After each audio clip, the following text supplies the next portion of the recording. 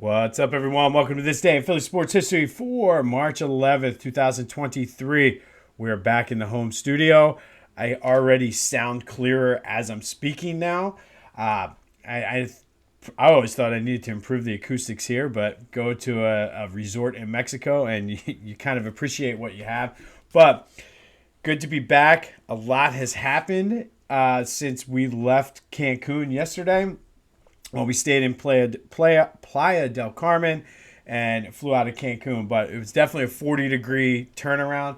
But a lot has gone down. I appreciate your patience and still listening while we were going through some of the sound issues and things like that.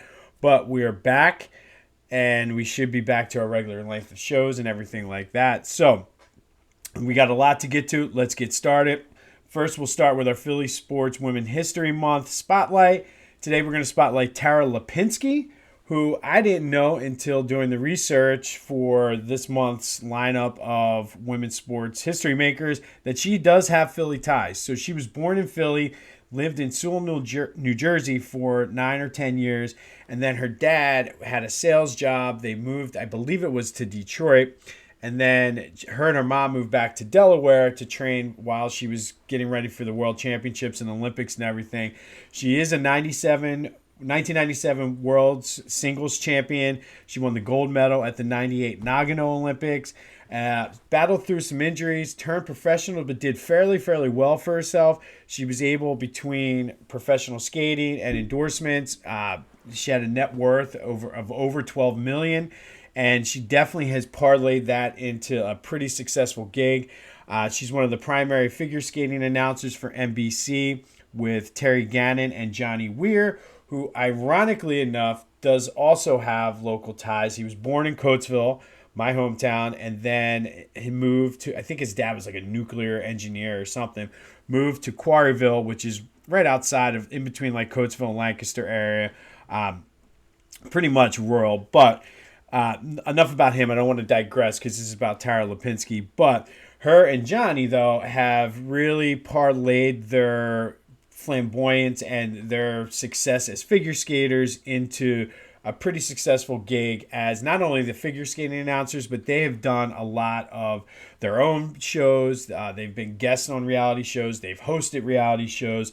So Tara Lapinski has done a very good job of taking her figure skating success and then taking it to the next level. So shout out to you, Tara Lapinski, for all of your success and to make the Philly area proud. All right, I don't even know where to begin, so we'll start with the Sixers. What a game. I was not able to watch this, but I was kind of following the score, trying to figure out what was going on. And at one point, like I said, I saw they were down like 21, and I was just like, man. And then once we got back to Philly, one of the guys, because I was wearing a Sixers hat, one of the guys said, "Did you see what happened?" And Joe hit the game winner with like 1 second left. Just his typical MVP self, and we'll leave that there. But they overcame, and what I've noticed this past on that road trip and even this game, they're showing a lot of heart, which I like. They're getting down early, but I don't know if they're getting down early due to lack of defensive lapses. I think they're just catching hot shooters, and it reminds me a lot of the John Chaney Temple teams that sometimes they were never able to overcome the hot shooting from a team because of the matchup. That was the way you beat the matchup zone. And I feel like what Doc has these guys doing is they kind of, all right, so Portland came out and was on fire. And second half, he made the adjustments, and I know, here I am after I ripped him a couple weeks ago. I'm giving him props again. They're making the adjustments, and they're tightening up, and it's allowing them to battle back because a lot of these games would be easy for them to just completely give up. But, I mean, it helped that this game was at home. So a good win for the Sixers. I like what I'm seeing. The other update is I heard Matisse Thybulle say, "Oh, well, it was tough and it was high pressure and this and that." And I saw some people blaming it on Doc for not necessarily cultivating a young player. Bullshit. Matisse Thybulle is soft, and everybody blames, the Philly fans, they run. No, we just have high expectations. This is what we want. Like, we want you to give it all. Look at Joel Embiid. And then you have Matisse Thybulle saying, "Get the fuck out of here. Like, you are just soft. I mean, if you don't like it, like, if you're good, you're good. And if you can't handle the pressure, Ben Simmons, maybe you'll do fine out in Portland where not as many people watch." But like, to blame that on the fans or even Doc Rivers, and here I am sticking up for Doc Rivers twice in one podcast, is absolute bullshit. Like, you're a soft player, didn't want to put in the work. Joel Embiid basically said that last night in his press conference. So don't you put that on the fans or this or the media or Doc or anything. Like, that's absolute bullshit. You're paper soft, or Charmin soft, I should say. But all right, Eagles update. BG is staying, and ordinarily I would say, you know what, we shouldn't necessarily hang on to the past. I know, like, I was critical of the Phillies when they did it in '08 with Howard and all those guys, but I think this is a good deal. 1 year, $6 million deal. He didn't want to go anywhere. He's still performing, and I have a feeling that the drop-off is probably going to come, but I like this deal for them. The other big news is they've given Darius Slay permission to seek a trade, and everybody's making a big deal about it. I don't necessarily think it's a big deal. I think Howie's got a lot of moving pieces with this team in the offseason, so there's a lot of money on the books for Slay, who wants to get extended and wants that security. I don't necessarily think it's out of the question that he gets a contract done, but if he can get more for what he wants, I feel like this is Howie kind of throwing him a bone here. I don't necessarily, and it happens all the time where a trade doesn't come in, player comes back, they restructure the contract. So everybody just needs to kind of relax on that note. Flyers Penguins tonight. Good news is that Fletcher, the GM, is out. And Danny Briere is kind of taking over on an interim basis. I don't know enough about Danny Briere's background in the front office to know if this could be something that he parlays into a regular job or not.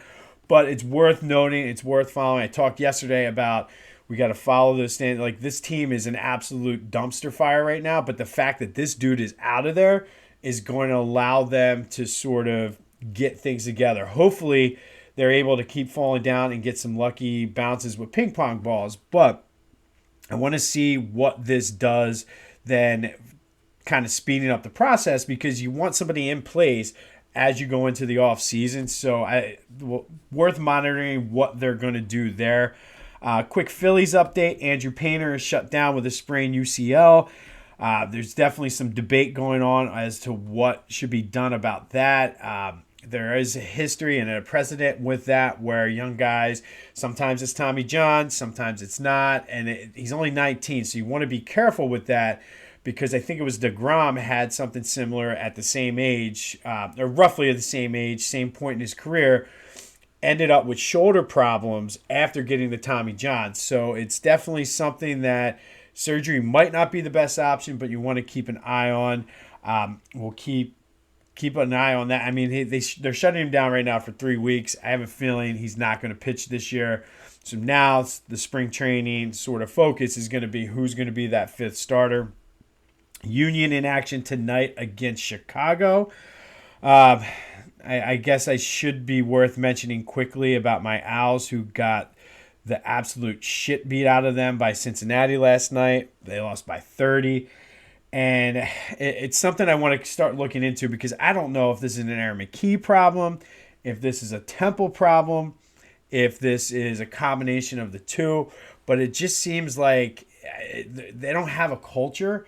And it's, as a lifelong Temple guy, that was what you prided yourself on, was their culture. So I want to take a deeper dive into this and see. But we're going to stick with local college basketball today. We're going to go back to 2004, March 11th, 2004. Xavier beat St. Joe's. Talking about getting the shit beat out of you.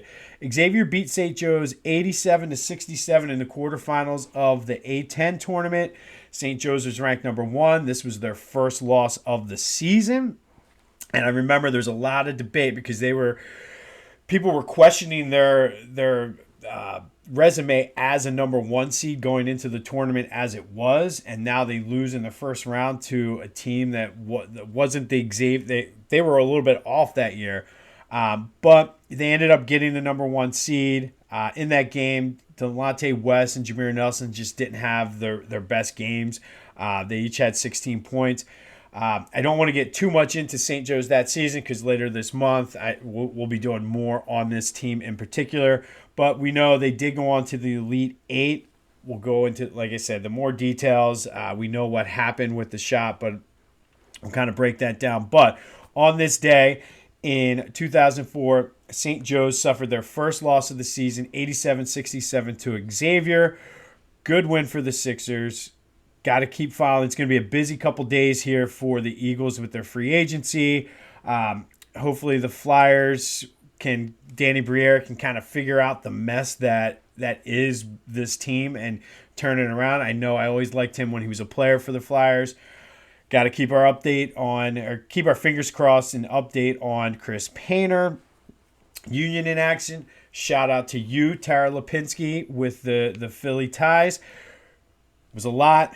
This is like 3 episodes that I had in Mexico, but it's good to be back. Thank you for your support while we were down there and listening through all the crappy sound and video and all of this. Go have yourselves a Saturday, and until next time, I'll see you when I see you.